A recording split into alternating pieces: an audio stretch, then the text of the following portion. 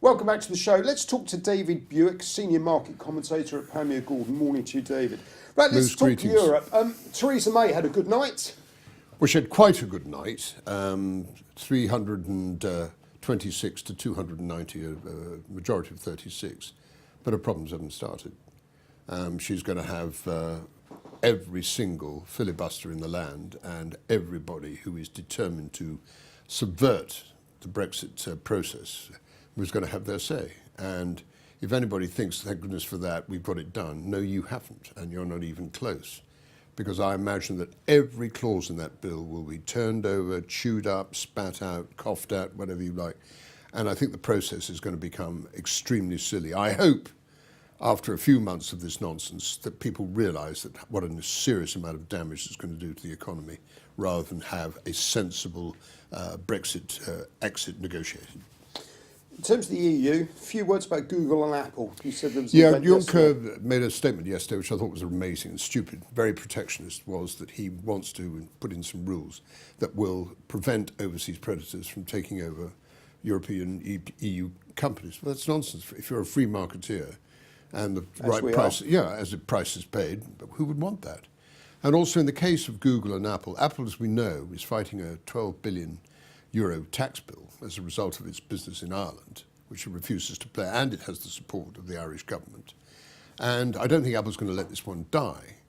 And also in the case of Google, they've got a $2.4 billion fine for protectionism themselves in the sales on the internet. Now, what we also hear is the European Union want to tax these guys and any other overseas company that comes to Europe on turnover rather than a rate of taxation. Now, if you want to throw the baby out with the bathwater, fill your boots, because I've got news for the European Union. There are other places to do business than the European Union. And if you're going to try and invoke a taxation system like that on turnover, it just won't be accepted. Not only will Apple and Google not have it, but any other business that might want to come to Europe to develop its goods and chattels is going to balk at that suggestion. S&P finally, record high last night. Any chance the FTSE catching up this side of Christmas? It's going to be a problem with sterling around 132.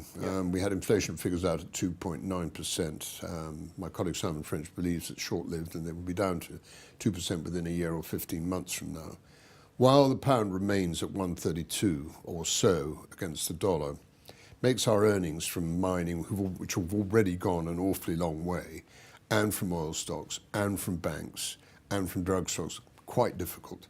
If the rest of the economy were to pick up in the second half of the year, and not allowing us, as we have, to lag behind the European Union, then there's a chance. But I wouldn't be looking for a spurt to 8,000, even though there's no other, to quote the old thing at Tina, there's no alternative to put your money. I still think that the FTSE 100 at the current level looks fully valued. David Buik, thank you very much indeed. Pleasure.